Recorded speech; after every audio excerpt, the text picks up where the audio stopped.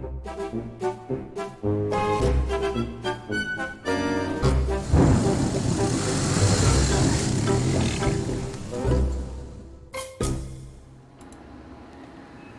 morning, everybody, and happy Mother's Day to all you mothers.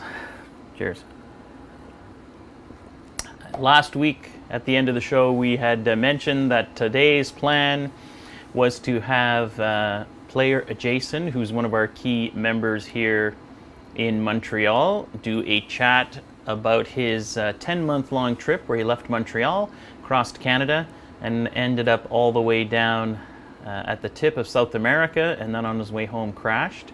And he took a lot of nice photos, and it was quite an adventure. But sadly, Jason has a young kid. He's renovating a house, and he's working from home. And when Jason works from home, he actually works from home. So he was unable to pull it all together today to put a presentation. So we thought we would have kind of a free form day and throw it out to you, the audience, where you can kind of direct us where you'd like us to go, ask us some questions, and we will do our best to answer it. And why don't I just intro you to who we have today as our other guests. Let me just make sure no one else has joined in. No, it is still Ivan and Dave. And hey, Dave, you changed your setup. Let me give you some audio there, boys. All right, Ivan and Dave, say something. Good morning. Can we hear you? Yeah, I can hear myself. Good morning. Excellent. All right, Dave, I like your new shot today. Hold on. Nice, very artistic. You said I needed a darker background for the lighting. Yep. So there it is. I like the leading lines of the motorcycle drawing us into the center of frame and the custom license plate. You could move your camera a little closer and crop out some of that extra space. Come on, Dave. We want to see more Dave. More Dave. And Ivan, of course, is rocking his usual overexposed, I got this camera free with a tank of gas look. Exactly. Cheap bastard. So why don't we jump right to the chat? So we should have somewhere a version of this image where we see the chat. So let's take a gander here. Oh man, we got a lot of people chatting. What do we got happening here? We got good morning. We got morning from Coteau du Lac. Hey, local boys. Morning. Lucas, New York City. Not snowing here. We had some snow here just the other day. Joshua, good morning. Hey, Peter. Greetings again from Maine. Peter's also one of the few people who actually post stuff on Facebook that I'm interested in looking at. Hi from the Netherlands, Ottawa. Peter just sent me a text. He's been called out to a fire. He's gone. Oh, Peter is a fireman. Or he's a pyromaniac. Anyways, he's always near fire. That's all we know about Peter. Hey, Vlast, good morning. I hope Denise is also watching. Yeah, structure fire. Yeah, Peter is gone. Let's keep going down here. Man, we got a lot of people in today. What's the stat today, boys? We got 80 people watching at the moment. Yes, some people liked my little graphic there. I had a bit of time this morning to goof around. Morning from Phoenix. My dad spends the winters in Phoenix. We got Columbia. Did one job in Columbia way back in the day. New Brunswick. Good morning. The trails opened up in New Brunswick. Wow, lucky. Bruce. Oh, that's good. Nice. Lucky. And Frederick. I'm Frouge on Ride Aventure. And I'd also mention that for our nos amis ici à Québec, si vous avez des questions, n'hésitez pas de parler en français, ça ne nous dérange pas. Et je suis pas mal bilingue pour un gars de Saskatchewan. Et Ivan et Dave aussi sont pas mal capables en les deux langues. Germany. Sadly, we do not speak German. Scotland. Yeah, cool. You know, we have an awesome Players Scotland chapter. Well, I don't know how this started, but it has become somewhat of a tradition. Dave, wait for it, Dave. Oh, Dave wasn't ready. I don't know how this started, but I don't know if it's just because it's a winter thing, Canadian thing, but it's always nice to give your morning coffee on a lazy Sunday morning a little boost. Ivan, what do you got today for boost? I'm still on the Bushmills. This is the objective of confinement, is to get rid of this. We keep on doing these lives. Nice. That's actually not bad stuff. Dave. In coffee. WD-40. You're a little constipated? Are you huffing that? Are you just huffing the propellant? After last night, I'm avoiding boost. Oh, you're going to go unboosted. Nice. You were overserved. You were overserved. I was overserved. Oh man, I hate when that happens. And here at Command Central, we are not going with the maple syrup. Let's go to the overhead. Today, it is Canadian Club. And if you want to research the history of club whiskeys, it's kind of an interesting story. So let's give it a little splash. Look at that. Nice milk froth on there today, boys. Oh, chunky. And once again, it's a bit like curling. Curling is the only sport where drinking is part of the rules. And remember, rye whiskey, it's not just for breakfast anymore. So, let's go into the chat and see if anybody has any questions. Oh, yeah, Denise is watching. Good morning, Denise. Come on, speak Scottish for me. Hey, Nerb. So we have at least one person watching from Australia. Well, before some questions kind of materialize out of the thin air and reveal that we actually have no prepared content, the one thing I did want to talk about, because it has come up from a few different people, is someone asked about earplugs, and I think we can all agree that unless you're insane, you should be wearing some sort of ear protection because you will get hearing damage. When my kids were born, they were premature babies, and one of the things they did was give them a hearing test, and while I was at the same office, they offered to give me a hearing test. And I got this hearing test, and the doctor said, "You have hearing damage," and she showed me the chart, and there was this little dip in the frequency response. And she said, do you work in a factory, machinery, whatever? I said, no. I mentioned that I had been around gunfire and stuff for a while. And she said, no, it's not the right frequency. And then I said, well, I do ride a motorcycle. And she said, that's what it is. That is the worst thing, because it's not a loud bang that people worry about. It's that white noise. And sure enough, it had damaged my ears. And I had already been wearing earplugs for quite a while, but not in my youth. So I use those orange foamies, but I notice a lot of people, because everybody seems to be rocking an intercom these days, you have a lot of people that are using helmet speakers with earplugs, which to me seems counterintuitive. So what I've been wearing, and then I'll get back to you guys, is these things. So this is almost like a foam earplug, and it has very good sound attenuation in terms of noise reduction with a standard stereo mini plug. So you can plug this into your phone, unless you have an Apple, in which case, good luck. Or your intercom system, like the Senas we have, actually still have a headphone jack. So you can plug that in. And these are made by a company called Plug Phones with an F, and no sponsor, sadly. I had to buy this stuff. I think they're like $20 or $30. They're relatively inexpensive. The cord is not super long, which is nice, and they work really well. So what I'll do is I'll wear these when we're on the highway driving to our starting point, and that's actually what I have in here as well right now. And then once we get to the trail, I'll take them off and just use the helmet speakers. Boys, I don't know what you're rocking these days as hearing protection.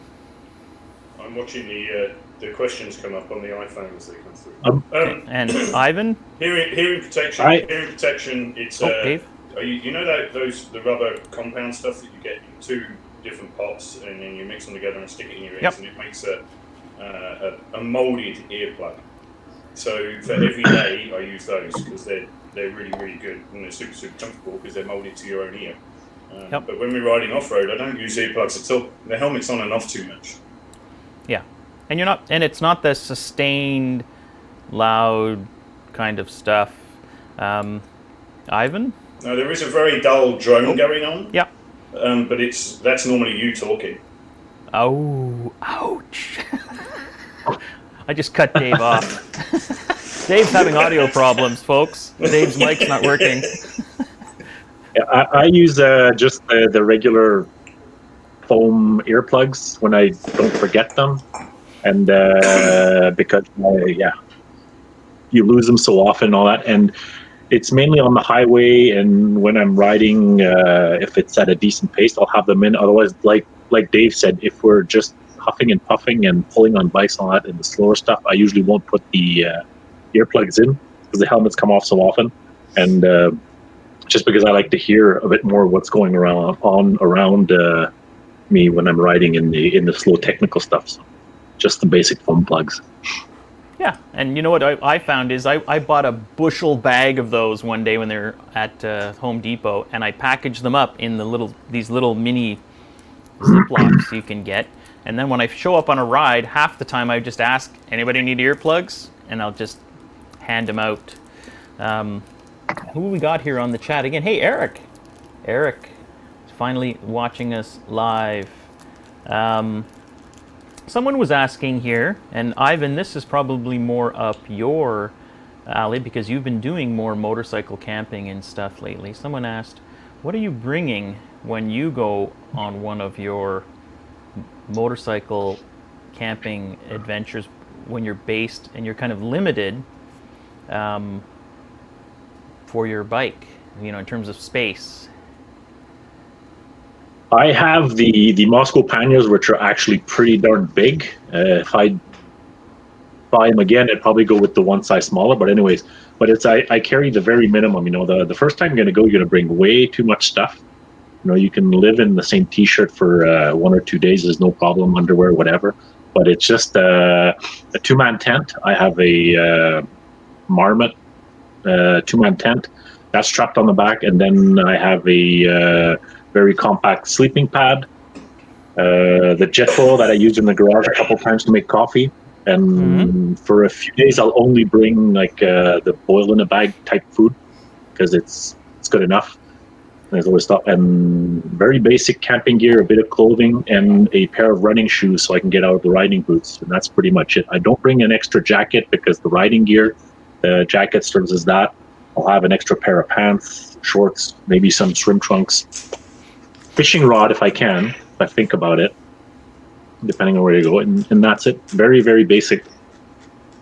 Don't bring the minimum. Don't bring too much. Exactly. Especially if you're going off-road.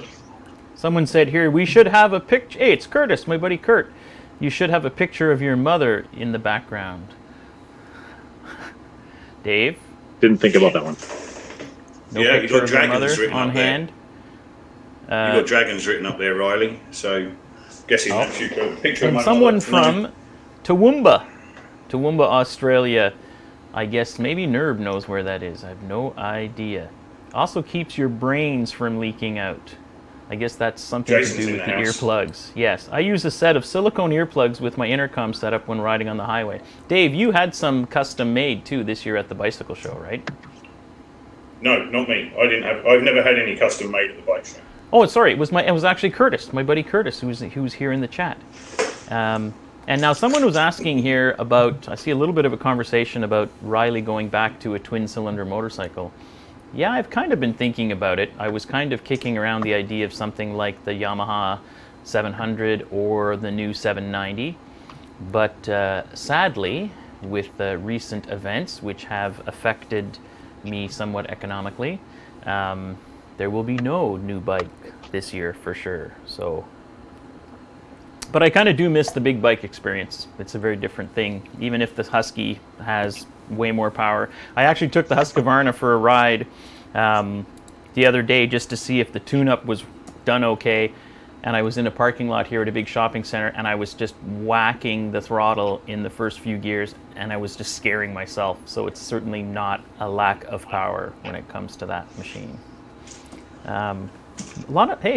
Another Mark on Biker Butts from Australia has some good videos on camping gear. Yeah, I think there's a lot of people that have covered that.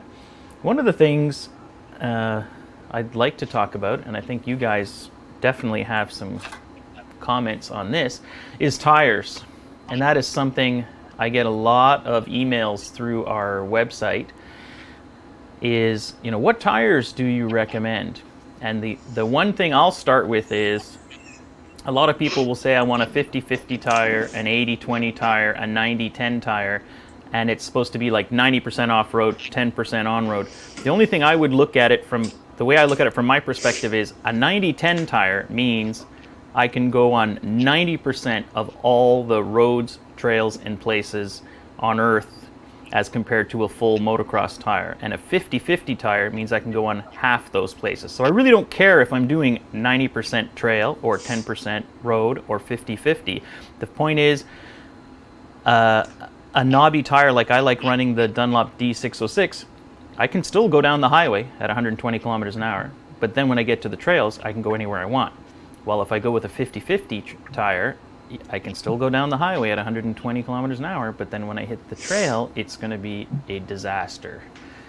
So that's the way I look at it. The knobby tires can still take you anywhere you want to go, but you don't give up on that off-road capability.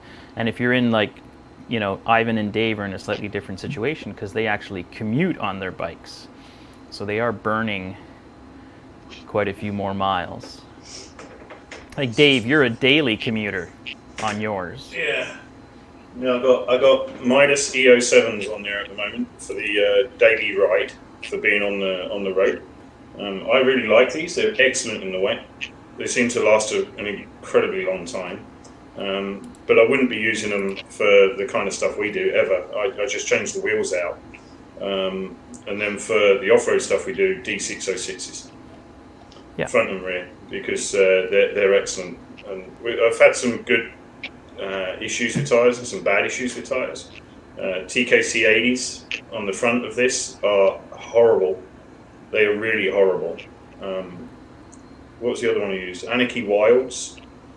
I like the Anarchy Wilds, but they just wore out so quickly that I wouldn't buy them again. They were bloody expensive, and they disappeared in like half a season. And the one thing I'd say, Dave, about the TKC 80 is that the TKC 80 in a 21-inch is a very different tire than a... hold on. Some snacks just rolled in here. Banana bread, thank you.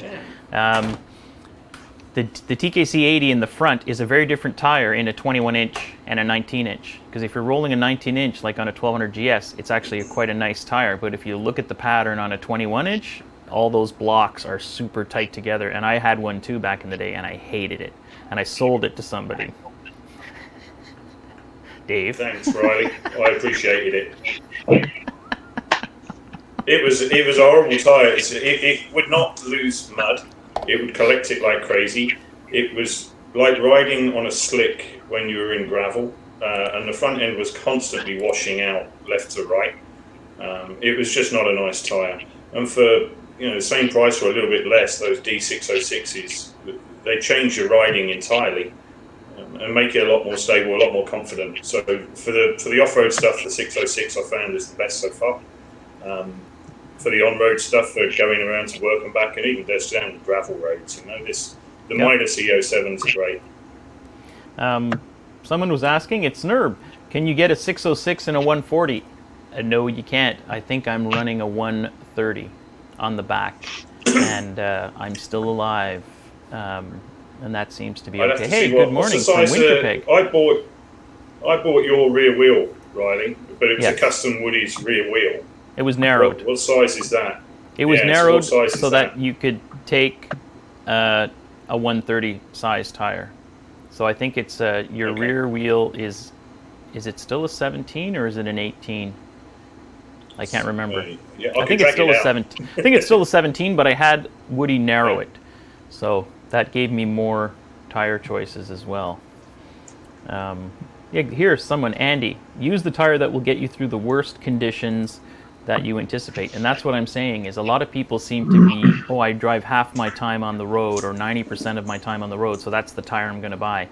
No, you really have to, like Andy's saying, you've got to buy the tire that's going to get you through the worst conditions you want to ride.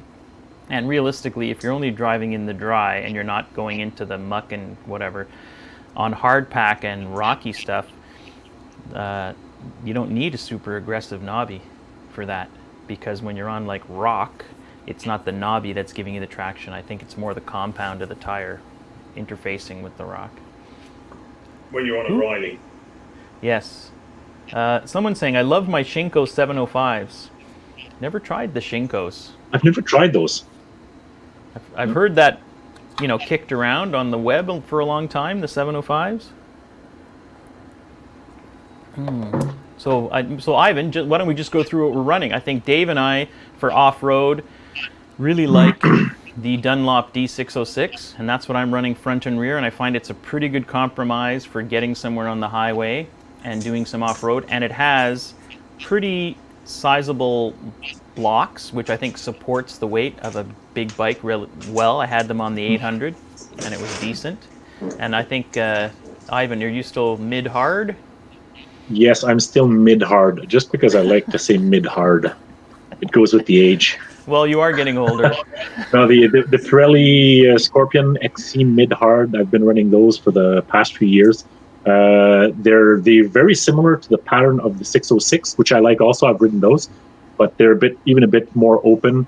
Maybe not as suited for a heavier bike, but for the 701, 690, it's really good. And yeah, they're an aggressive tire. I don't commute on them when they're brand new. I put them on, and usually when I've done that, it's for an event. But after that, I commute. I've done so many years in the past fooling around with cars and track days with a car. So once you've gone to a motorbike, every motorbike tire is super cheap compared to what I used to put on my track car. So. Yep. But if I go through 3 sets of tires in the summer, and especially I mount them myself and all that, I don't really care. It's still cheaper than half a set of tires I used to put on my track car. And remember, if you have any half burned out tires and you're in the Vaudreuil area, just drop them off at Ivan's. Yes, I'm Chris Drake's tire depot. Yes, and considering Chris has ridden 4 kilometers in the last 2 years, you now have a lifetime supply of tires. I have 1, 2, 3, 4, 5, 6, 7, 8 tires, front and back, lying in a corner here. I think they're all pretty good. Yep. They're all half decent. They're good for Chris. Yes. They're good for Chris, but they're terrible for us. Chris, well, they're Chris good for likes commuting a tire on the highway. that has an aggressive cord structure, so that when you get rid of the rubber and you're down to the cords, he likes tires that have the fat cords that really grip. So, anyway, a lot of 705 fans for the Shinkos. Someone mentioned here, Ivan, there is a medication for mid-hard syndrome. I was actually saw there was a syndrome. That's the problem. There was actually, the pharmacies are still open here in Montreal despite the COVID, and there was a robbery, and the robbers broke in and they stole all of the Viagra. So the police are looking for some hardened criminals. Jesus. Oh. Not getting any better, is it? Oh my God. Well, thanks, folks, for tuning in, and we appreciate your time. Well, now we've hit the low spot of the broadcast. It's all uphill. It's all up from now. God. Yikes. Okay, Yes. Next topic. Next topic. So we've addressed ear damage. We've talked a bit about tires and incontinence. Impotence. Incontinence. That's another. We're talking about impotence. You know why? That's why Chris did not leave you the seat for his bike, because he's had that brown stain on his seat for years. That mysterious brown stain. Yes. Oh, stick to motorcycles. Yes, I will not be doing stand-up anytime soon. Here we got Marco from Germany. I'm running a Metzler Carew Street on my 800 GS, mostly street use with a small amount of gravel. So far, I like them. Yeah, and that's the thing, is if you're running gravel roads, your tire selection it can be a lot broader. But what we've just found is those kind of EO7, Chris had bought a set of those once. Once you just go one step beyond the gravel road and the kind into the little gnarlier stuff, it's useless. Like, Dave, you were running K60s back in the day, and I was pretty amazed where those went. Like, that was pretty impressive for a more street-biased tire.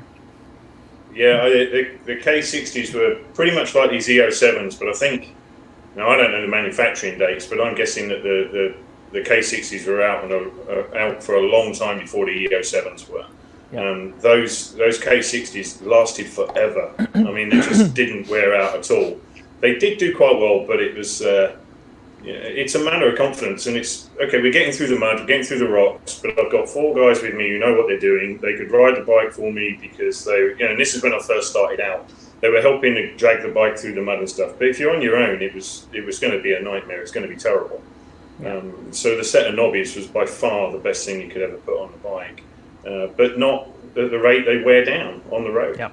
And that's where it's expensive. And I know Ivan's got endless amounts of money for his track cars and his Formula One devices, but I don't. And it's a matter of, I need a couple of sets of tyres, one for commuting every day and one for this kind of messing about that we get up to. Because one set of tyres can't do it all.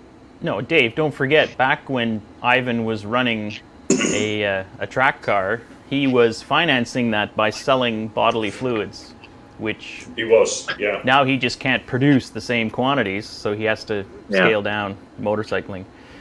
Someone was asked me, where did you get the side stand bypass for your F800 GS? Yeah.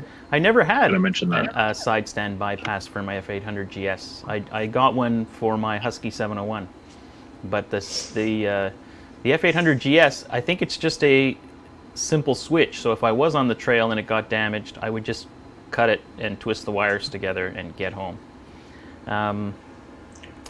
Last here was talking about Anless, and this was something where I think at the Classique a few years ago, that distributor was there, and they looked like they had some really interesting tires, but you just don't see them anywhere. Is that Czechoslovakian? Vlast, maybe you can chime in there. Yeah, the Anless Capra X, and they had some other tires, and they looked quite interesting, and I spoke to the distributor, but I have never seen them anywhere. I don't think Fort 9 or the big distributors sell them. So, Blast, chime in. Where are those babies made? The Metzler Carew 3, super aggressive. Yeah, there's a lot of tires out there, and one thing about tires I will say is that there's a lot of personal preference, because I know a ton of people who like the MT21, and I've tried it, and there's something about the way it feels that I don't like. Something about that feedback that doesn't give me the same amount of confidence as a 606, but a lot of guys like Mark and Sonny, I think they run MT21s, and those guys go 5 times faster than I ever will. So it's obviously a good tire. Hello from Japan. Hey, good day. What time is it in Japan? Dave, what time is it in Japan? You're our time zone expert. I don't know. Oh, Dave was just a Google expert. All these years I thought Dave knew stuff. He's just Googling it. This is the beauty of video. Midas is Czech. Okay, Midas is Czech. Oh, they're Turkish. Yeah, interesting. Sharif has been using Anless, he says. Yeah. Hey, Sharif. Turkish. Jürgen Lindström, he must be Finnish or something. Some of that, because he has the Juha Kankkunen reply. The best tire is a black round tire. Or like Juha Kankkunen, the world rally champion, in an interview said, the best interview ever. Mm-hmm. What tires are you running today? Black round Pirelli. I remember that was his answer. I like those answers. A tennis player being asked years ago, he was sponsored by one of the tennis racket companies, and he said, is there really a difference? And he said, if you pay me enough money, I can play with a sawed-off shovel. Hey, Jason says. Jason said his EO9s are the knobby tyres that has lasted the longest for him.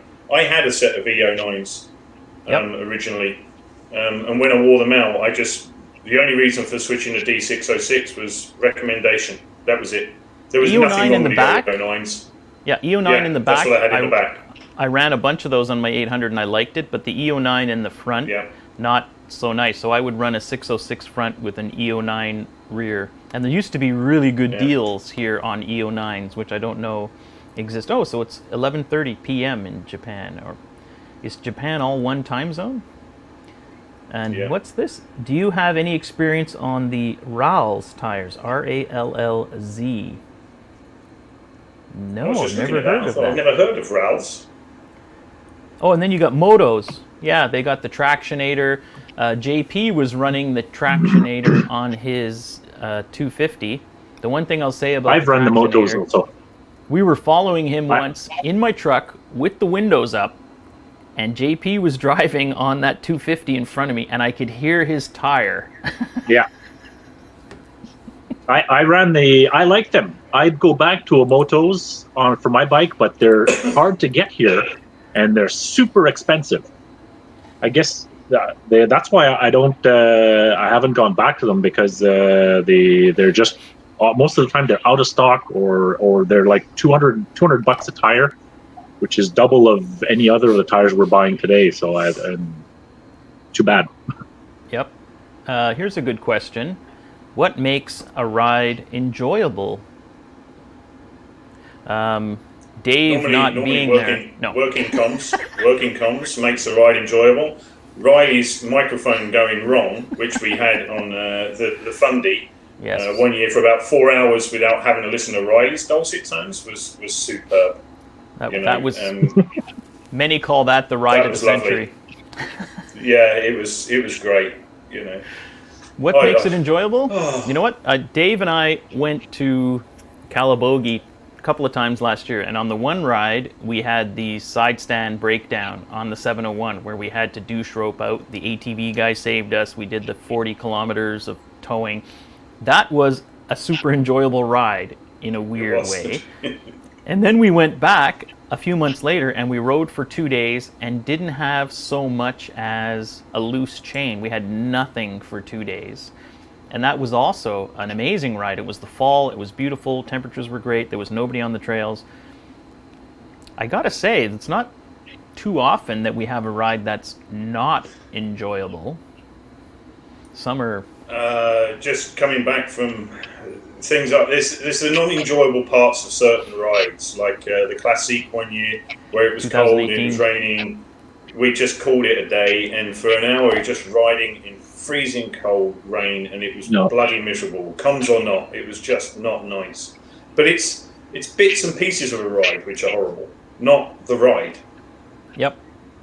And you know what? There's a certain amount of, they say, I don't know where I heard this, but that every good vacation has an element of masochism. And there's something about having a little bit of suffering on a ride that maybe in the moment isn't amazing, but if you're trying to create a shared experience where 5 years later you say, remember that time. No story starts with, remember that time it was 71 degrees Fahrenheit and perfect humidity and beautiful and nothing happened. That's, sometimes the most memorable. It's the same thing as the memorable rides. It's your mindset a lot, and if you're riding within what you like to ride, I guess it's always going to be enjoyable. Like that bit, like you're saying, Dave, about the Classique. We're coming in the rain on the highway, which we don't like to do all that much. Raining, cold, miserable. That is no fun. That was part of the ride. But raining, cold, in a fun trail with a bunch of mates and all that, that can be enjoyable. We still have fun. The time when I did my my hat trick ride all the way up north and all that, and I busted my sprocket, my chain, and I was texting Riley and whoever I could with my Garmin InReach, because there was no cell phone service, to try to find parts and all that. And riding, that was a stressful ride, but man, it was a lot of fun in the end. Had a lot of fun, and it all worked out. But it could have been it was a shit show, but it worked out, and it became a very enjoyable ride. It was a great weekend, even with all the big trouble I was in. It was good. Mark. So it has a lot to do with the mindset. The biggest thing is who you're riding with. Are they there to help you, or are they? And I have ridden with people before where they're just there to, when you've had a problem with your bike and you're sitting there trying to fix it, they're just riding up and down the street pulling wheelies. They're not there to help. They're not there to help you get along to the end. And it's, you know what? Get lost. It's the people that you're riding with which make it more fun. That too. You have to have a good crowd with you. Dave, I see Mark McKinnon has chimed in. Yeah. He's still upset about your PowerPoint from last week. I'm relying on the social distancing and the fact that he's not allowed to travel from New Brunswick to come here to dig a hole to bury me. I'm probably good for the moment. But you may want to check your surveillance camera on the driveway. I think his truck's parked out front. Yeah, Dave. Mark sent me a picture. Mark sent me a picture of his stump extractor, because I was digging out a stump last weekend. So when in terms of needing to bury certain elements of proof, be worried now. He has a big shovel. Hey, Sonny's online too. I think they're triangulating my location. Oh, good. So Sonny and Mark are both there. They're triangulating me, and next week I'm going to come from a cave in southern Afghanistan somewhere. Someone said, here, it's Guillaume. Hey, Guillaume. How are you? Tell me more about the time you broke your chain.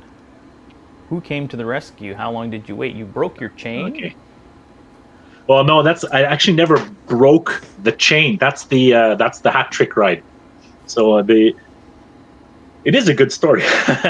This whole ride was originally from a guy that on a ride aventure called Tono. His nickname is Tono, and he puts on a fundraiser ride, a poker run in Papineau-la-Belle every year, and it's a super nice event. I did it once, and then one year he had already sponsorship for some prizes. Hey guys, I can't organize it, but I still have the prizes, so this is the challenge. I'll put it out to people that'll have all summer to do this challenge. It's to connect 4 bridges with GPS coordinates. He gave the coordinates up in the forest of Quebec, and he says, I've been there before, and he runs a Super Tenere. So he runs a big bike. So you can get there. You have all summer to do it. And I said, oh, that'd be cool and all that. And I ended up not doing it up until the last 2 weeks prior the deadline, when the Viking did it in a 24-hour period with 2 other guys, like this crazy thing. And then I started saying, hey, I could maybe do that. And that weekend is also the fly-in at the KC airstrip, and it's also the Rallye de Paris. So I said, maybe I could do all 3. So the hat trick, I'll do the 3 events in one big weekend. So I just plotted a GPS route, the shortest track I could find between all 4 bridges. The 4 bridges are spread out on a distance of 1,300 kilometers through the forest. So I connected, straight-lined it, and hope for the best, got some advice, and I just ripped it. And did 2 bridges, and somehow I was in this rock garden, never noticed it, but a rock popped somehow between the sprocket and the chain and ripped out all the teeth on my sprocket and destroyed 15 links somehow on the chain. But I only noticed at the end of the day in Sainte-Terre, which is by highway 850 kilometers from my place. And I was meeting up with Eric, which I did the Daker last year, because he was coming to meet me to do the 2 last bridges. He had already managed to hit 2 bridges earlier in the summer. So when I got there and waiting for him to show up, and then I started doing my set up my tent and then check over the bike, and I saw the chain, I was like, oh my God, my heart sank, because it was game over. There's no way I was going to do another 2,000 kilometers with a broken sprocket and a chain that's about to snap. Mm-hmm. So, that was the story. So I started trying to find some cell phone reception, got a bit of it, posted on Facebook, on a couple places, looking for a chain and sprocket for a 690. The chains are easy to find, the sprockets not so much.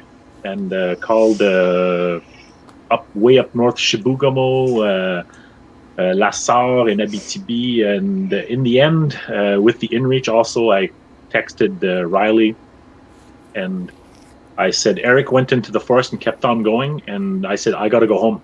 I can't. I'll see if I can get it fixed and meet you up in Parin. But so I took the highway and I drove 700 to 800 kilometers to get home, and actually a friend of mine picked up a sprocket and chain at a dealership in Montreal, and I just nursed the bike home. That was the horrible. It was still exciting though, but the horrible highway ride all the way home at like 75 kilometers an hour, because I could feel the chain skipping on the sprocket at every revolution. Yep. Like pulling off from a light, a scooter was faster than me. So it was. Oh, Dave, are you bailing? Oh No. No, it's a question that came in. Chains are pretty tough. Yeah. What? Dave, answer. Yeah. Terence Tan. Hi, Terence. Asked if this rack was bent or if it was just his eyesight. It is bent on purpose. And it's bent to fit in that shape. Ah, I see. I see, said the So boy it is man. bent. I would say, talking about the worst rides, in the moment, sometimes those worst rides, like the very first ride I ever did with the real ride with Chris back in 2010, where we went up to the Forêt Waro and we got stuck in the snow, where it took us 6 hours something to go 9 kilometers, 8, whatever, how many kilometers it was, and then about 2 hours to come back because we'd already cut a trail through the snow. At the time, that seemed like one of the worst rides, because I remember just being in pain because you were paddling the bike, so your hips were just so sore, and there was the anxiety of, are we going to get stuck here and whatever. But looking back on it now and watching the video, that seems like it was an amazing adventure. So pretty much all the worst rides somehow through the magic of time turn into good times and at least a great story. So even when it's nasty, it usually works itself out. Someone was asking here, any thoughts on the Trail Tech Voyager? Oh, there's a nice sprocket. You got your money's worth. That is the one. sprocket. Nice. That did the 750k, 800k from way up north to back to home. It looks like a practice Did you just Lone send Star. it around and used it the other way? It was nubbed both ways. No, it was And not. now it's become your GoPro mount. Yeah, it's the GoPro mount from the workbench. You see, Ivan is very frugal, very, very frugal. The Trail Tech Voyager, I think it's too bad Jason is not on. I think the only person who has any experience with that kind of custom dashboard stuff is Jason. And I know a lot of guys on the Husky 701 forum, because the dashboard on the Husky is made by Trail Tech. So a lot of guys have been trying to find a way to plug in something, because on the Trail Tech you get RPM, you can see all your temperatures, you can have built-in GPS. So sadly, none of us that I know of have any real experience with that. My dash on my 690 is kind of kaput because of the vibration or whatever. Some of the sensors, the screen doesn't work sometimes. So I wanted to change to something like a Trail Tech.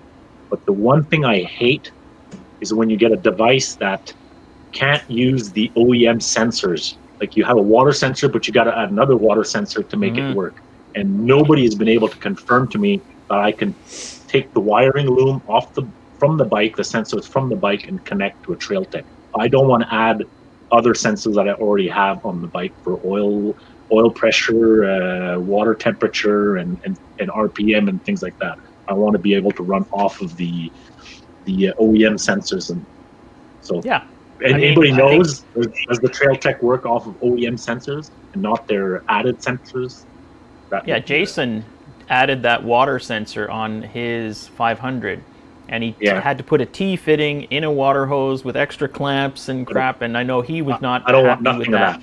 It added a whole bunch more failure points, potential failure points. It looked ugly, and it was a bit nasty. Yeah, someone here, Tony, saying, his brother had gone on a ride with them, and the wheel bearing was going out. Yeah, sometimes when you're on these events and you have the mechanical issues, but at least for us so far, it's always kind of turned out to just be part of the adventure, and it's, especially when it's not your bike, you'll kind of see, like when I dropped the 701 in the water, you can see everyone else is like, wow, this is great, this is going to be fun, we're going to get this bike running again. I was a little less excited by the whole experience of having submerged my brand new bike, but everyone else thought it was great. So I guess it's the perspective of, Jason is chiming in here, thinking of switching. Jason's been online. Yep. Jason joined after you slagged him off for not doing the work that he was supposed to do. Then he joined. Yeah, no, Jason has been digging fence post holes and working and building kitchen cabinets. He has been a busy boy these last few days. So, let me jump back in here. Dave, Papineau Labelle has some great riding. I've never been to Papineau Labelle. It's been on my list of places to go. I know, Ivan, you've ridden there. I try to go every once in a while. It's still actually the ride up, even on some of the pavement, is pretty nice because it's all through the country and the roads are a bit twisty and all that. But it's still it's an hour and a half to get there. And Papineau Labelle, there's a lot of the fast gravel roads. And then there's a whole bunch of exploring that can be done because I've kept the official maps since 2012, I think, and you see that the amount of roads on the maps are going down every year. But when you have the old maps, you know that there used to be an old trail here, and you go up, and some of them is quite interesting, and lots of them, the base of the roads are super solid, even if there is technically no road. Because back in the day, they were hauling out lumber or wood from the forest, so the roads were made solid for all the trucks that were driving through. So it's there's some nice exploring to be done up there. Definitely, it's a nice place. There's lots of fast stuff, or there's lots of trails too. Someone was asking best GPS. A lot of people do use their phones. I'm not a big fan of using my phone. I like to keep that separate and not bolt it to my handlebars. But I think most of us, Jason is running a Montana, I'm running a Montana, Mark's running a Montana, Dave, you're still running a 60, the little small. No, you got a Montana? You got a Montana too? Yeah, I was running it last year. Oh yeah, you got a Montana. Ivan, what are you running? I got a Montana. Montana. We don't agree on everything. I mean, Ivan and Dave both bought the wrong kind of motorcycle, but we do agree apparently on Garmin Montanas. And it's not because their software is amazing or anything, but the unit itself is solid. Garmin is I was going to say they're the Senna of the GPS world, but that would just be nasty. No, that'd be too cruel. That would be a bit nasty. That's a bit too cruel. It works. And it would be cruel. It would be cruel. And I'd say, depending on your eyesight, if you're a 17-year-old lad, maybe you can get away with a Garmin 60 series with the tiny screen.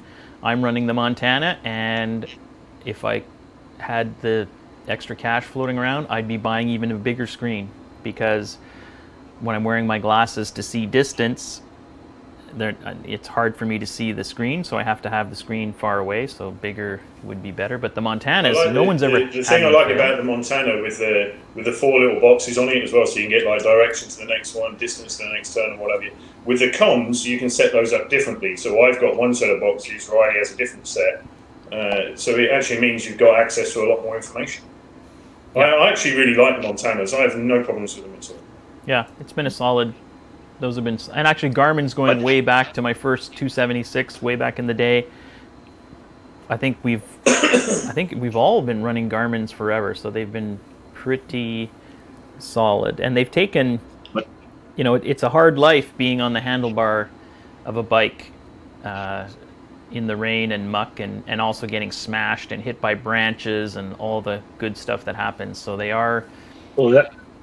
solid. I did the Orange Crush rally like twice, and I was using as a complement to the navigation. I was using well, I had the road book, and then I had an iPhone in a robust case and all that as a speedometer, odometer, and stuff like that. And it was a nightmare. You know, there was a phone on the handlebars. Now you can get ruggedized phones and all that. Okay, but for what we do, I went through 2 iPhones purposely on that.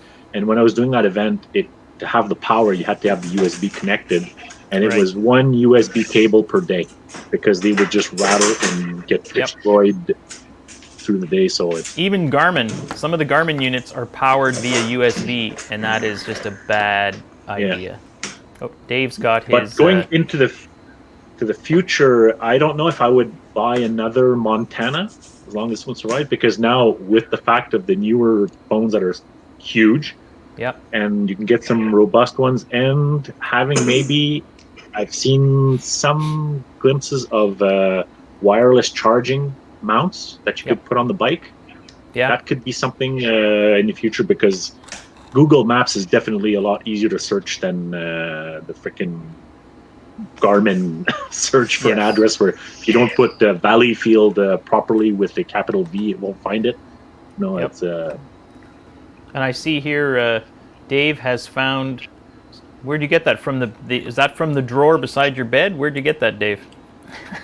Just up there on the wall where all of this crap is kept. So, riding around town using Waze on the iPhone, fine. But on the trails, considering that my company pays for my phone, absolutely not. So the phone has to stay in the box, and I use the. You're right, what you say, Ivan. Searching for things in Garmin is not easy, and you kind of get a little bit pissed at the price, really, of the Garmin, because it's $600, $700. It's close to getting to an iPhone, and it only does a map. That's all it does. And the iPhone does everything that you could ever want it to do. So you do kind of feel that it's a bit overpriced, but it's been robust and it's been reliable. So. And your iPhone, your phone, to me, I look at it as having the phone as a backup. Like, and if I have a situation where I need to use my phone to call somebody, whatever, I really don't want it sticking on the handlebars where it got smashed when I crashed or fell off and got lost or whatever. That's part of my security blanket system. Somebody here, the first rule of GPS. And the umbrella. Yeah, the Zoomos. That and the umbrella that you tie to the back of your bike. You always bring your umbrella. That's your security blanket. First rule of GPS navigation is don't trust the GPS. Yeah, you got to have some backup. You have to have a big picture of where you're going, and I use the Garmin, but I've already pre-programmed my route or whatever's in there. I already know what it is, and I rarely use the Garmin to search for anything. And if I do, I'll try to validate with my iPhone. And I always download also the offline maps for Google when I'm traveling and all that. So I at least have the basic maps, and it'll still work. Yeah, someone's mentioning, the phone. You can, on the phone apps, pre-download everything. So it's not like you need a data connection. Someone was mentioning Zumo last. Yeah, I know. I think Dave actually bought his Garmin from someone who bought a Zumo because they had. New. Oh, you bought it new. Who? It was Mark. Mark bought the used one from Mary. Bought a used one. Because she had used one on a motorcycle rental trip and preferred the interface and functionality more to Garmin. The thing with Garmin is, once you've kind of gotten used to the Garmin way of working, whether it's good or bad, you get a new model, it all kind of makes sense. But I think, people are talking about these new tablets, and I think probably the future is going to be some sort of integrated thing. The bikes are going to come with an integrated system, or you're going to have a ruggedized tablet, which would be awesome. I'd love nothing better than having a big honking screen that had everything on it. The Triumph Tiger, I didn't try it out in that sense, but it had a compartment under the seat that was waterproof to put your phone, and you pair your phone Bluetooth directly to the bike. Yeah. And then you get your navigation control directly on the dashboard of the bike and all that, and your indications and your music, and Yeah, whatever you kind of technical CarPlay. notifications and all that stuff. It's going there. It's getting Hasn't there. the new Africa Twin got Apple CarPlay on I think the so. screen? Yeah. I think I so. think what that something like looks that too. like. They're all going towards the CarPlay things like that. So which would be really great because I got it in my car and I like it. So. Yeah. Oh, I love it. Yeah. Carrie's chiming in here from Scotland. Yeah, if you have an old phone, I mean that's one thing too. A lot of people now have old phones kicking around. Someone's asked, I don't know if it's the same person has asked once or twice, thoughts on the KTM 990. My thoughts are very limited because I've never ridden one. Ivan, have you ever been on one? I've been on one once. I definitely buy a 990, an adventure, and from last year with the Viking and Mike the Animal, a couple other guys I ride with. The 990, the 790. Everybody was saying the 790 is finally what the 990 is, but in a modern fashion. So it's a 990 is a very light feeling and maneuverable bike for its size and all that. And usually people who have 990s, they like them a lot. Yep. I have a friend that traded up his 990 for a 790 because he just wanted the newer gadgets and all that and the newer bike, but very good bike. Those engines, the 990 engines, are bulletproof too.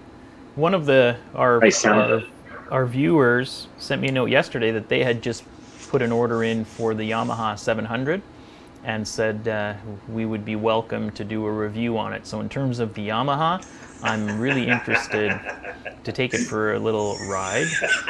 Dave, just leave it with us. You can pick it up later tonight. Don't worry, we'll take great care of it for you. I'd like to take the 700 and the 790 for a spin, because one of the things I'm hearing from several sources, including the guy who runs Camelback Adventure, who makes the auxiliary gas tanks here in Canada, he owns one of each. He's basically saying that if you're that hard charger, the KTM 790 works really well if you're really going to fly. But if you're more of a plodder, the 700 is probably a better machine for people who are doing the slower, more technical stuff and aren't hard chargers.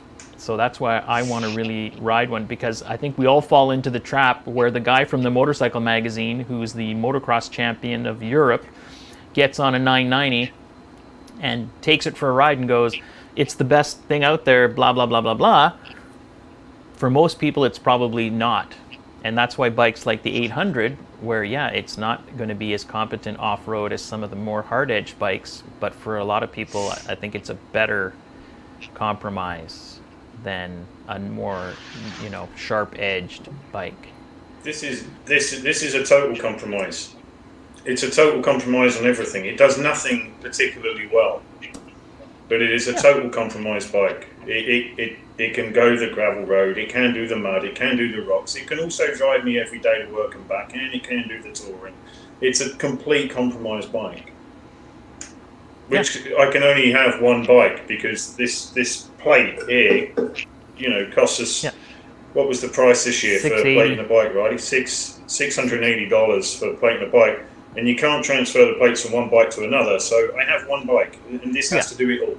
And insurance and maintenance and everything, and that's why when I had my 800, I found having two sets of wheels is a lot cheaper than running two bikes. And even on the Husky, if I was doing more riding, commuting or something, I'd probably pony up the money and buy a second set of wheels to have street tires, so I didn't burn out my knobbies. But I really only ride on the weekends. So Rick was asking about the 790.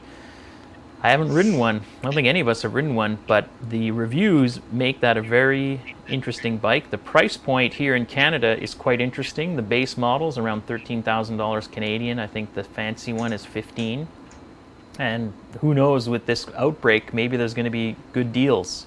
I know there was a fellow selling one on Ride Aventure at a really interesting price, a brand new one. So there might be some interesting deals on bikes in general coming up because of this economic downturn. So a lot of people here are chiming in that they're using, Google Maps and it works. So that might be something to look into as time goes on. Here's another question for you, just total long shot. One of my cousins in Edmonton is looking for a DRZ 400. So anyone in Alberta, if you have a DRZ 400, send an email to info@apormc.com. And yeah, my cousin's looking for one. He looks like he's probably going to have to buy a new one because there's just nothing on the used market here. So yeah, and someone was asking about the 790. If you really want to see a fantastic multi-episode in-depth review of the 790, head over to NERB1, NERB1. Head over to his channel on YouTube, and it's an amazing review that will answer all of your questions. Captain Ron, what do you guys think about the new 850? I don't think any of us have had the chance to ride it, but the thing that I found interesting is that a few people who have ridden it have said it is a very different bike. I wasn't very interested in riding it, but now I keep hearing people saying it's different enough from an 800 that it's worth taking it for a spin. So I am curious to take one for a spin. I was hoping, if the Fundy Adventure Rally had continued, BMW was always there with demo bikes. It would have been nice. You can't create a... I have to go. Oh, Super Dave is hitting the road. I'm hitting the road, so... All right, thanks Dave. for all the laughs, guys. All right. Let me just get over here. Take care, Dave. All right, Ivan, Cheers, let me Ivan. update Later. this graphic. All right, see you later, Dave. I got to update this graphic so that it's Ivan in the picture-in-picture You guys here. prefer to buy new or used bikes? I'd love to buy new bikes.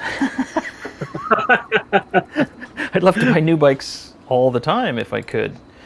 But, yeah. I'd like to be more like Mark. Have 110 motorbikes already. Yes, in his illustrious career. I think most of them, though, he pulled out of the dumpster. So I'm not sure if his list is that impressive when you really drill down. But for me, I'd like to buy a new bike and all that. But I also used bikes. Why not? Depending on what is the intent with the bike. Like if I want something that's reliable, that I'm going to travel, whatever, I might be a bit more sensitive to how the maintenance was done on it and all that, because there are a lot of people that are mechanics, and I've ended up fixing those bikes for others. yeah, But in the end, I happened to be selling my daughter's bicycles because they've outgrown them, and you're on Facebook Marketplace, and then here's an old bike. I was looking at all kinds of other two-wheeled devices and all that, and I was looking at. That's why I messaged you, Riley, about your old Hondas in your shed, because I almost fell on one that I almost said, I'm going to come and pick it up. It was for that old Honda. I says, why not? It's just another winter project to restore. I'd buy that too. Well, I think I'll bring my bike What's the over, intent. and you can have a winter project. Yeah. But I want to own it after. That's the thing. Oh, well, maybe I'll sell you the 350. I've got a 550 and a 350. I really only need one. So, but in terms of buying used bikes, I too have been. I'm always sniffing around, and the one thing I like to see is if I'm looking at an old bike, whatever, is no modifications. As soon as somebody says, oh, I've got this exhaust and I've changed this and jetted and drilled holes in the airbox and done it, I'm just like, not interested at all unless I know the person. I want to, if I was buying a used DR650 or KLR, I'd want to roll in there and say, oh, he added handguards and a skid plate, but if he's been in there drilling holes in the slide and just like, forget it. I don't want anything to do with that. That's machine. like what Pat, when he bought his second DR, it was, thank God, ridden only on the street.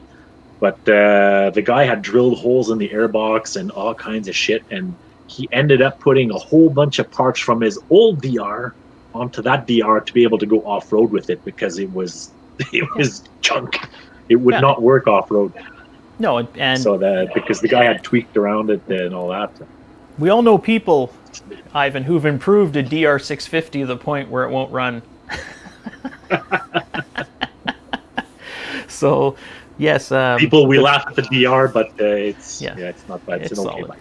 When it comes to buying the new bikes, part of it will be, like when I bought my F800, it was the first year for that bike, and there were no other 800 class bikes around. So if you wanted an F800, you had to buy new. There was no used. And when the 701 came out, it was also the first year for the 701. So some point when you want to be that early adopter, you don't have a lot of choice but to buy new. Oh, I keep forgetting. Is anybody watching this thing on Facebook? Has anybody even been over on Facebook? Facebook is like the red-headed stepchild of our streaming here. If you're watching on Facebook and you're commenting, we're not seeing your comments. Come over to YouTube. So, yeah, what year is the 350? I had an 85 350. No, mine is old. Mine is a 1974 CB 350 twin, and it's only got a few thousand miles on it. And then I have a 1976 CB 550F Super Sport. So the CB 350 I bought years ago, and the guy had it sitting in his garage. He had the owner's manual. He still had the old cans of oil that you punched a hole with an opener. He still had a half full can of oil. And he was like, oh, I'll give you the rest of this oil, which had been sitting on his shelf for 15 years. I cleaned the carbs and cleaned the rust out of the tank, put a new battery in it, and it hadn't run in 11 years or something. Turned the key, just started. And the beauty of a Honda is I went to the dealer because the fuel tap was totally jammed with goo.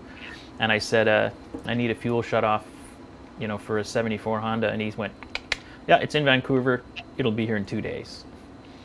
When I've got buddies who had Yamahas that were like 10 years old, and they'd be like, nope, don't make it anymore. Nope, don't make it anymore. So at least my experience with Honda in terms of parts, amazing. So it's on my to-do list, Ivan, they both were running decently when they were put away. I do want to drag them out.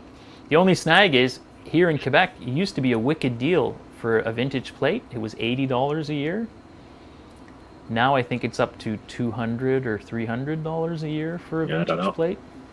So they've kind of taken away. This bike that I saw was a CB 500 twin, 74 CB 500 twin. Guy was asking $500 for it, partially restored. Yep. But it had a snapped timing chain. And God knows what else happened then. Although it's probably not an interference motor. Not too many of those old motors were interference, so it probably didn't bend a bunch of valves. Oh, I right away texted the guy who, Stu on Ride Aventure, who painted my fuel tanks that I scratched up after crashing and all that, and he just restored a CB 500 quad, the 4-cylinder. Beautiful bike, beautiful restoration. And I asked him about it, and he says, yeah, the solid bikes. He said there might be an interference with the valves. He wasn't too sure about those ones, but he said even at $500, it was still a good deal. Yeah. He looked at the picture, said, it's still a good deal. It's a nice project. There shouldn't be too much damage in the motor, but so much. Oddly enough, the mechanical stuff on those old bikes is easy. What screws you is if it's got a ton of cosmetic stuff, it's actually more expensive and more of a pain to deal with the cosmetics. So if you get a beautiful looking bike that has a mechanical issue, it's actually cheaper to fix that than it is to make the bike beautiful. This bike was pretty clean and all that, but yeah. Nice. I said, we'll refrain a little bit more because of the circumstances and the timing. I don't want to be living permanently in my garage. Someone here had mentioned MySpace. I caught you guys on MySpace. Is that MySpace? What's that? I don't know. I think I'm jumping in here halfway through a conversation here. Yeah. I think we're missing some part of that conversation. So it's hard to follow the chat. If you have any, as we go along here. Yeah, if you have any questions, yes, please pop them in to the chat. Yeah, my first bike was a '76 Honda 750. Yeah, those old Hondas, I really like it. My first real bike, I had a '77 Yamaha RD200 two-stroke for a year. But I always consider my first real bike was that Honda 550 4-cylinder. Sounded great, had a factory 4-into-1. But, not that well maintained, 4 carburetors. And back then, I was living in an apartment. I had no tools, no knowledge. There was no internet. You had the shop manual with the black and white photocopied images, and the shop manual covered 10 different years of the same bike. So everything you read on how to do something was like, unless it's this year or that year or this year or that year. And sometimes things were just plain wrong. Compared to now, where I've researched on some of these overhead cam 4 websites, where there's websites dedicated to those bikes, and you can order every single part, and every single procedure has a video with all the tools and everything. That's why I think it'd be nice to pull it out of the... I just saw Pat Fortin. I guess is that our Pat? I think so. Bon matin, les gars. Yes. Sonny asking, where did I get my graphics? I got my graphics done at Cutvec Amérique. It's a French company, but they have an office in Saint-Eustache that I found out, and I had them do it there. They have graphic kits. You can go on their site. They show every brand if you're off-road, whatever, blah, blah, blah, and choose your bike. And if they don't have your bike in the list, call them, because they didn't have mine coming from the rally bike. And I called them, and the guy with the French accent answered, and he said, yeah, we can get them from the European office, and they have the official templates coming from the OEMs. So they're pretty darn good. And had them do the graphics for my bike, and they have some predefined templates and looks that you want that they have on the price as is, or you can have them customized to your liking and all that, and then they just add a bit on that. And done really good communication back and forth until you're satisfied, and then they print it out and send it per later to your door, and away you go. Easy peasy.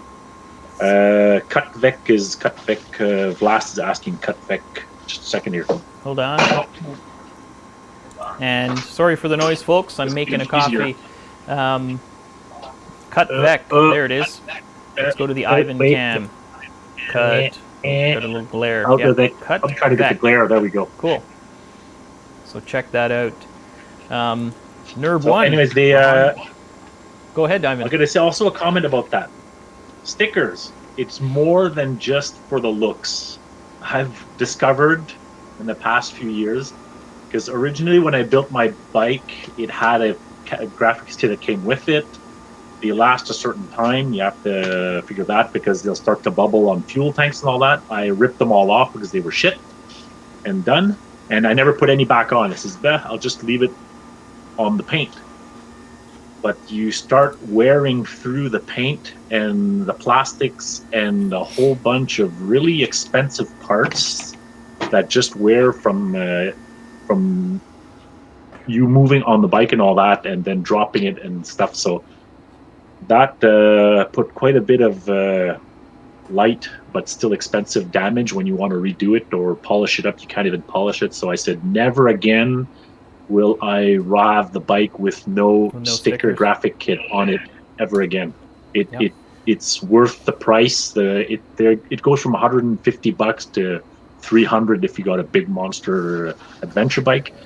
But the protection that it adds, especially if you're going off road for the branches, the rocks flinging up and things like that, it's worth it. Never again will I ride without a sticker package on the bike.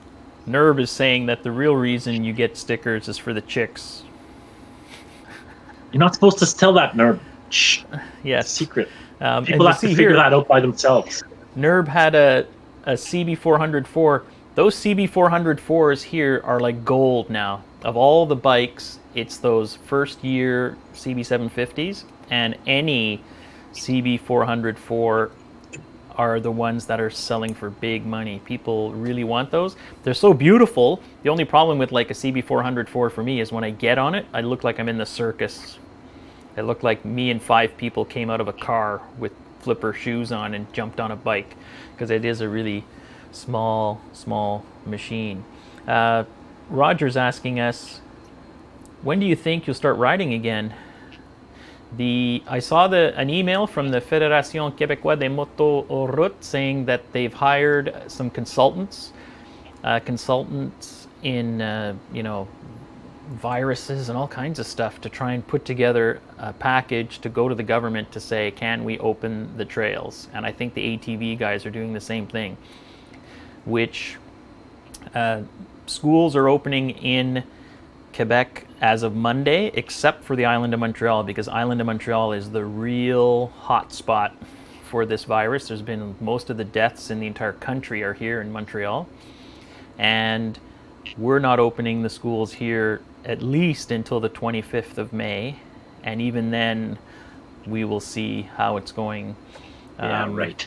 Yeah, I don't think that's necessarily going to happen. And even if the schools are open, I'm not sure who's going to send their kids. I mean, it's been a real horror story here, especially in the old age homes, just the number of deaths. And a good friend of mine, his two daughters, who are in their 20s, have been volunteering at these old age homes because the staff kind of just fled, and it's been horrific. They called in the army just to come into these old age homes to take care of people.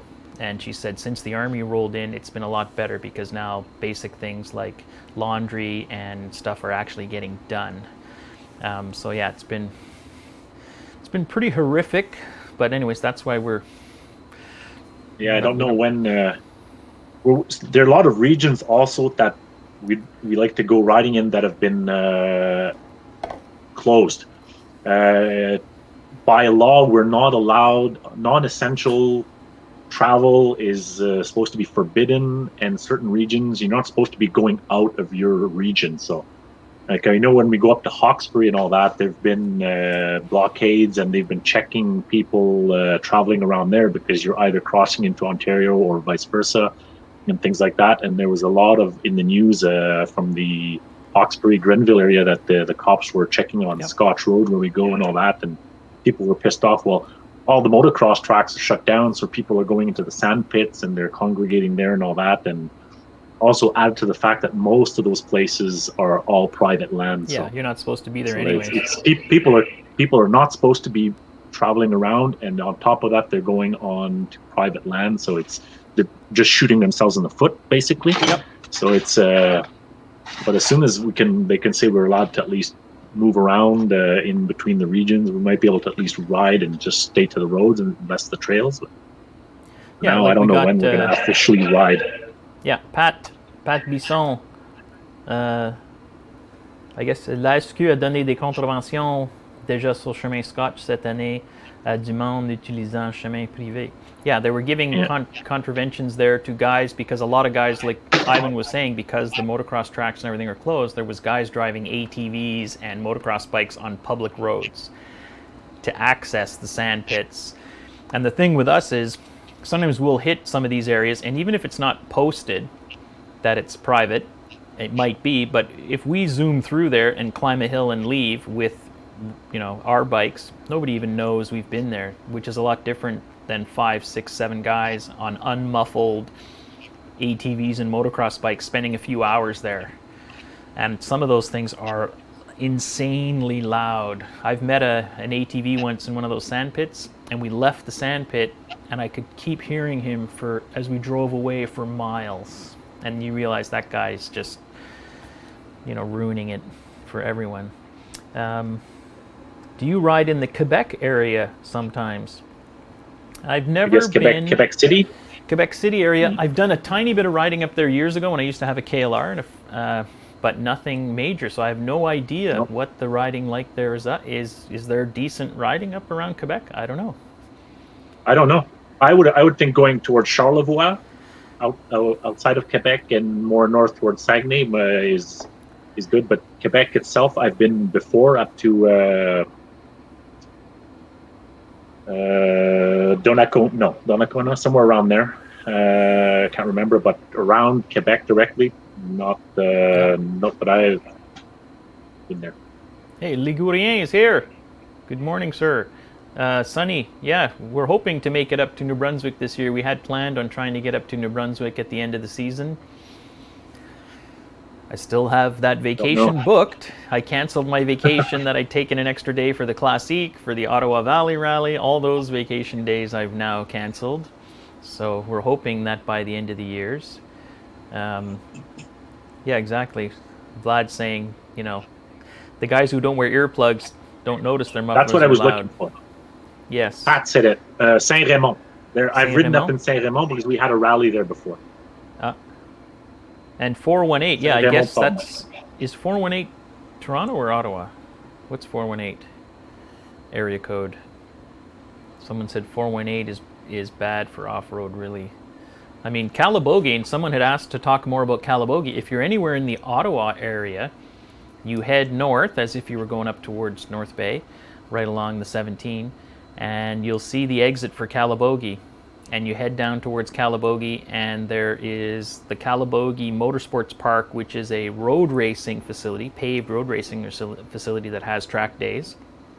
But that whole area, you'll see right away. You'll be heading down the road towards Calabogie, and you'll see trails on the side of the road. So you can just jump off the road onto those trails, and they go forever. So the Calabogie area, if you're in Ottawa, is fantastic, and you'll see a lot of Jeeps, ATVs, and motorcycles. So that whole area is just riddled with trails. Calabogie is great. And there's the Bytown Motorcycle Association, the BMA, and those guys run events there. They have events for bikes that aren't street legal, and they also have dual sport events for the plated guys. And the dual sport events cater to everybody from the guy with the trail wings who wants to do a tiny bit of gravel to the more hardcore stuff. And that's the group that puts on the Calabogie Boogie, which is in September. And that's a great event too, 2-day event. So definitely Calabogie. 418 is Quebec City. Okay, yeah. TO is 416. Roger. Got it. Anyone going to Touratech Dirt Days? I've heard about it, but I don't think any of us are going. And hey, we got someone in from Oklahoma. We're hoping that the borders within our own province will open up before we can even think about hitting the border across to the US. Can't even leave town, let alone go to the States at the moment. Because one of the places we've been talking about riding for years is getting down to Vermont. And there's some really interesting stuff. I've seen videos on trail riding in Vermont, so I'd like to get down to Vermont. We had such big plans. Like this year was going to be a big year, so we were trying to get all our video gear. So let me show you this since we're chatting here. I bought this world's cheapest set of VR goggles. This is made of foam, and basically you stick your phone in it. You stick your phone in it, and that's your goggles, and the software gives you 2 images on your phone. Well, originally it had a slot in the foam, and you had to stick your phone in. And of course, as you're trying to stick your phone in, the foam is touching the phone and changing all your settings. So it was a crappy design. So I cut that off, and I thought I'll 3D print a frame. Well, this was the version 1. So it had the notches for the elastics and a hole for the power cord, depending on which way you put the phone in. But the beauty of this is I went to fly, I put the phone in, this frame pushed the little button on the side of the phone, and when you hold that button down long enough, it calls 911. So my VR goggles phoned the police, which was nice. And then, of course, I saw the message, and I said, hang up. And then about 5 minutes later, I got a call from an unknown caller, and it just went, hang up. Anyways, the police never showed up. So now version 2 has the has notches here. So no matter which orientation you put the phone in, it does not call the police.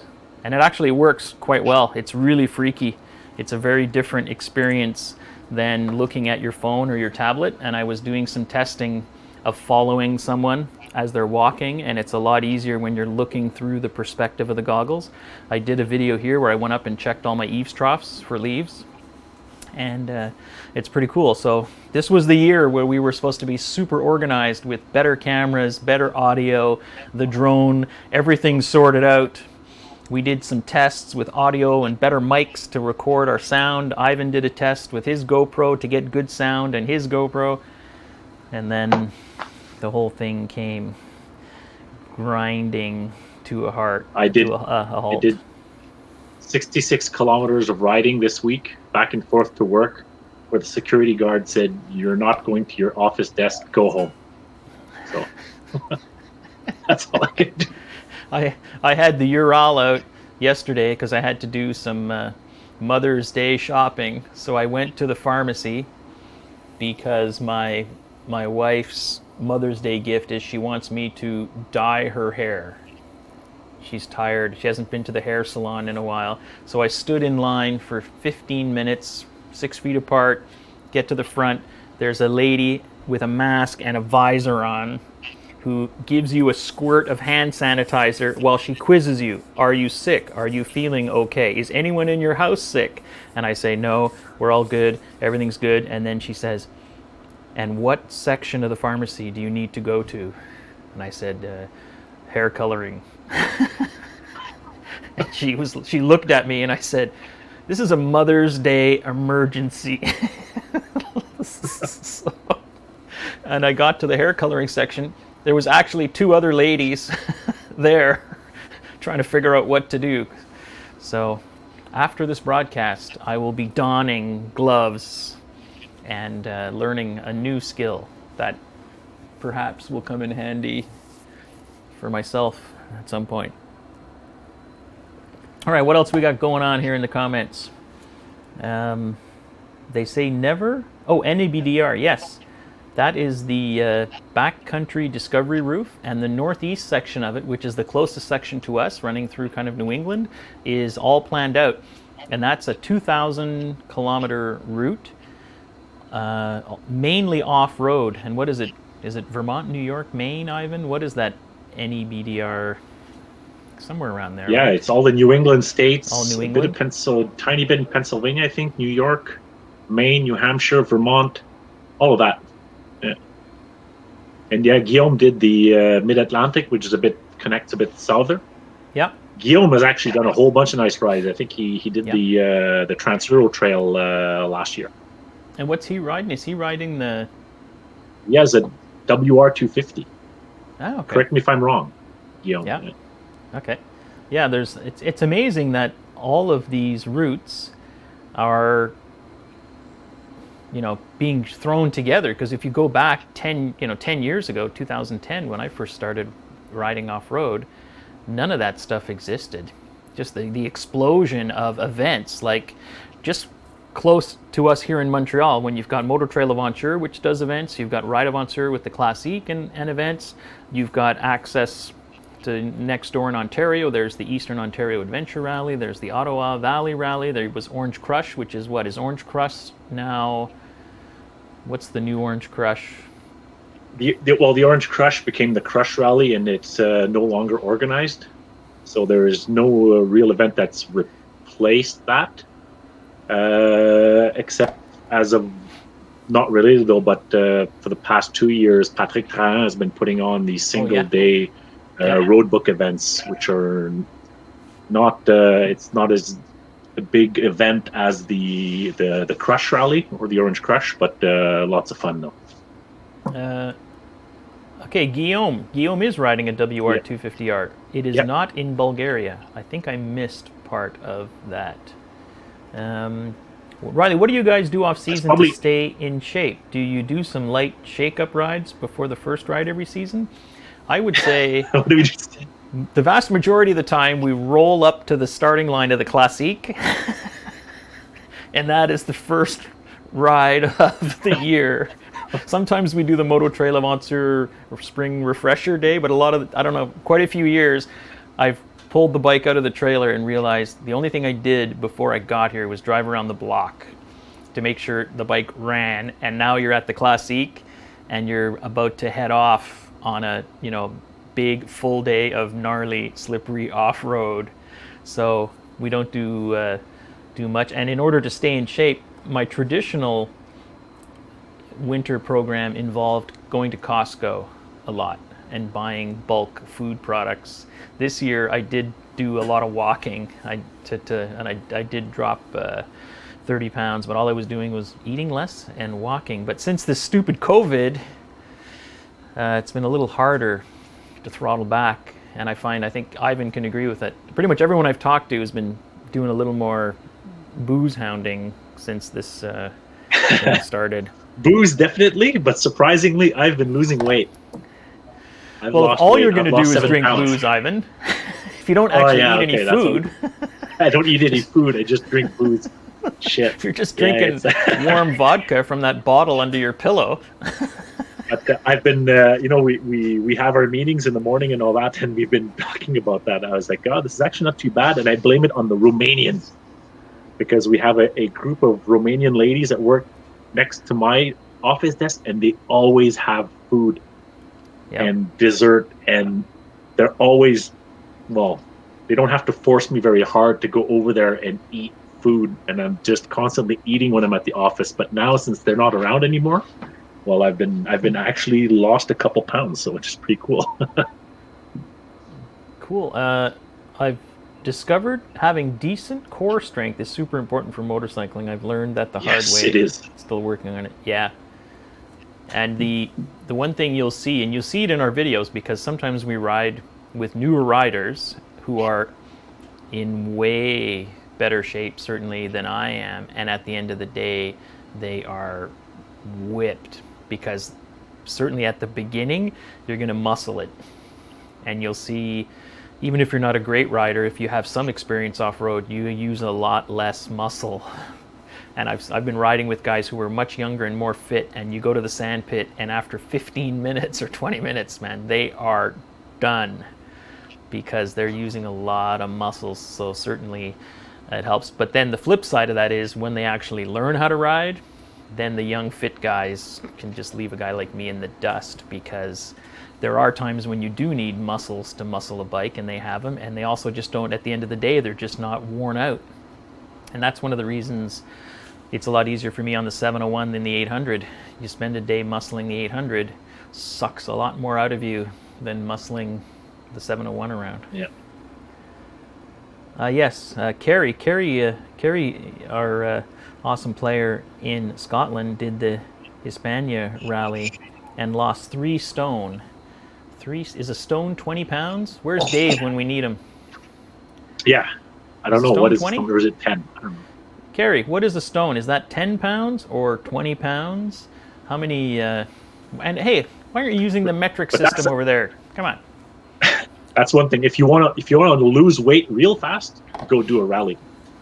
A big event, big true rally. Jeez, those you lose weight fast. You get fit real fast if you're not.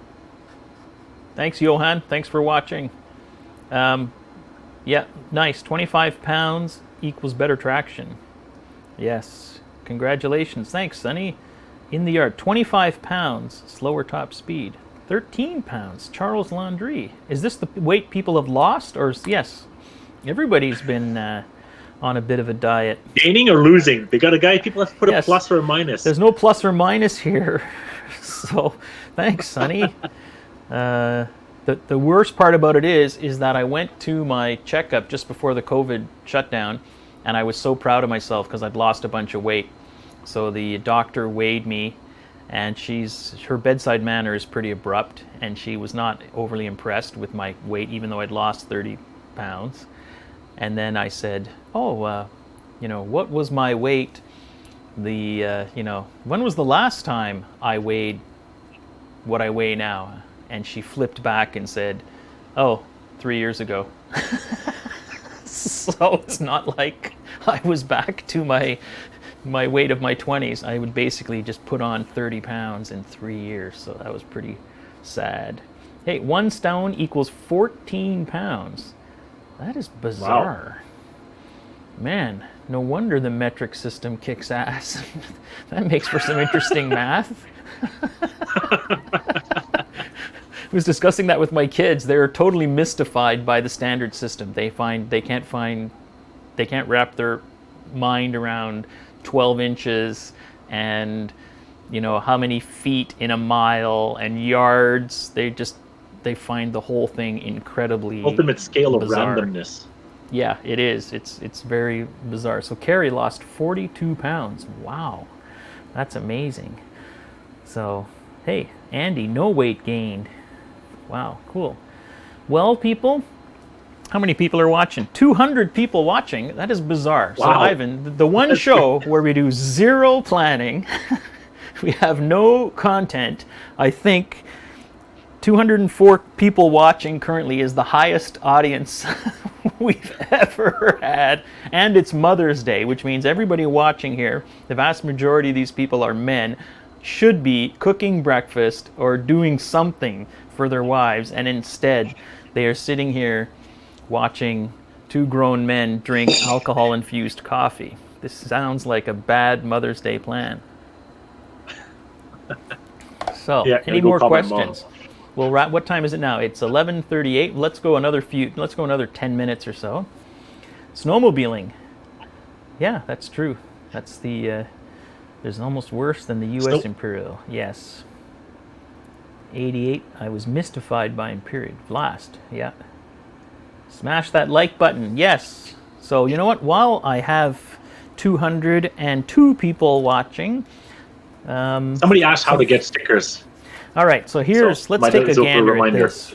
Let's go to the Zoom. Where's my Zoom? There we go. So we've got our regular stickers. And I actually just had to order another batch of the regular stickers. We've got the 10th anniversary stickers, and these are in this new matte finish, which I actually like. And we've got our embroidered patches. So all of these can be ordered by going to awesomeplayers.com. So basically you can get the stickers or just the patches or a combo pack, and anything you order, now I'm throwing in one of our 10th anniversary stickers, so that's what you can do. And as I mentioned last week, if you recently ordered stickers, in April, you probably got a 10th anniversary sticker in your package. But if you have ordered stickers recently and you feel like you got hosed, send me an email to info@APORMC, Awesome Players Off-Road Motorcycle, .com, and I will figure it out with you. So if you don't want to remember all of these email addresses and Facebook and all that, head over to awesomeplayers.com and you can see our Facebook addresses there, YouTube, all that stuff is there, including the order tab where you can order these little, these little goodies. So you can see the matte finish. It's actually, I prefer it to that glossy finish. So yeah, they're nice. And I can't believe it's been 10 years already. The sad part is, I would say for myself, just the level of my riding. It's almost embarrassing now to tell people I've been doing this for 10 years, but some of those years I think we weren't riding like 5 times. So we haven't squeezed in as much. Any advice for running air-cooled bikes in cold spring, summer weather? The only air-cooled bikes we've had around, man, we have not had, I guess, because a DR is oil-cooled. I guess that's as close to an air-cooled bike as we've had. KLR, water-cooled. I wouldn't say there's much problems. Like when I had air-cooled street bikes back in the day, and even my R1150 GS, which was air oil-cooled, they loved that weather. Those cool temperatures, you get a denser intake charge because the air is cooler and the bike doesn't get hot. So I never had any issues with air-cooled bikes in the cold spring, cold spring weather. In the summer weather, yeah, those bikes, I got stuck in traffic a few times on air-cooled bikes and it gets nasty. And I've actually had it happen where I've had to pull over and let it cool off. And the one thing I did read, which was that if you are on an air-cooled bike and you exceed a certain temperature for too long, you probably have damaged the oil. At some point, the oil can get cooked, which is maybe one reason on some of those bikes to use a synthetic that's going to be a little more resistant to breakdown. But not too many. Hey, Super Dave is back in the chat. There's a couple of good questions there. One for Dibs. Do you always use workshop manuals when doing maintenance? Well, it depends to what level, but yes, I do use the shop manuals because don't believe everything you see on the internet. So if it's just for basic maintenance and all that, I won't necessarily refer to it. Probably maybe looked at it once, but if you're digging deep, use the proper shop manual. Don't always rely on the internet and YouTube, especially not our advice. And I think Jason's been digging into the bowels of his 990. His 990, and I know he's doing a lot of shop manual time. And on the 800, I had the maintenance DVD from BMW, and it was great. So definitely, yes, we do use them. And Stu Pollock, what is it with having to purchase Canadian maps above the huge price for the Montana Garmin? Yikes. Yeah. I think any map of quality is expensive, and the Garmin maps topo maps are definitely not great for Canada, in my opinion. They're pretty outdated. I purchase every couple of years the Track Maps, which is a Canadian company, and it's still costing actually when you renew it's half price usually, but it's still about $100-$150 to renew with first time purchase. Okay, that's not for the map set. It's not crazy. For $150 and that's only for Quebec. That's only for one province. Wow. But otherwise, what I've been using a lot recently is just open maps, open street maps. Yep. It's a bit trickier to dig and find them, but they work well and everything is there. And like I say, I always usually pre-plan all my routes. I don't use the off the fly the GPS and dig into Garmin to find out where I want to go. Yeah, here, 1983 GS 1100. That thing was a rolling sauna. Oh yeah, I remember getting stuck in traffic on an air-cooled bike, sitting there and getting the nice cook on the inner leg. And here Jason is talking shop manual. Yeah, definitely. The nice thing is a lot of these things are accessible, and I will say that certainly for certain bikes like the 1150 GS, on Adventure Rider there was a section called the Hall of Wisdom. And all of the write-ups in there had been pretty well vetted by the community. So if you needed to do a valve adjustment, change a lot of specific parts, those write-ups were fantastic. Pictures, what tools, the specs, and also a great forum for asking questions. Even on the 800 the other day, someone was asking, sent an email to us about routing a throttle cable, and Dave went out and took some pictures, or a clutch cable, I should say. So the online resources are not necessarily the gospel. Like if you want to rebuild your transmission, you're going to be in the shop manual. You want to do the valve adjustment on an F800, there's probably a decent video. But I think I would still check the specs in my manual to make sure they're right, as opposed to just taking the gospel off the internet. How do we pronounce this? Ebrazish? We're staying till we run out of booster or liver capacity. Cheers. That could be quite a while. Are you also the same fellow who just mentioned in the chat you had gained 40 pounds? Is that 40 pounds in the last winter or in the last decade? Oh, man. Oh, Dave is having a bacon sandwich. Boosting with bacon. I should go do that later. Yeah, that's a good British. I thought it's funny. The other day, someone asked what we all did, and I thought for Dave, I can't remember. I think I said Dave works in aerospace, and I realized afterwards this idea came to me. The next time someone asked me what Dave does, I was going to say that he was the manager of a British food franchise restaurant called Boil It, Fry It, and Wrap It in an Old Newspaper. Oh, Nicholas, another. Pounds and stones are not metric. Kilo is the shiz. Yeah, it is. 79 Honda CB 6-cylinder. Yeah, a lot of these things. Oh yeah, those are interesting. Yeah. CBX, not CBS. Yeah. This was discussed earliest. Yeah. Anyways, boys. What What time is it? Well, it is Mother's Day. So, Ivan, I don't know if you have any other words of wisdom to impart before we head off to do our husbandly duties. Everyone, have a nice Sunday afternoon. Be safe. Stay healthy, and so we can get over this crisis and go ride our bikes in all freedom. Yes. So, once again, if you please hit the subscribe button, and then there's the little bell. Because if you don't hit the bell, you won't get notified. Hit the like, and leave us a comment.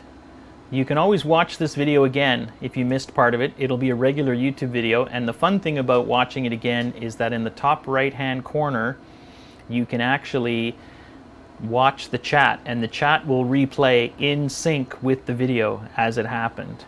So, once again, if you want to pick up any of our stickers or stuff, head over to awesomeplayers.com, and you can also go see us on Facebook. And on Facebook, we keep getting people sending us interesting Serge. pictures and telling us stuff. Hey, Serge! Is Serge that Fresh, Serge from the He's a Classique? friend. Nope, that's Nope. another Serge. He lives way up on the North Shore.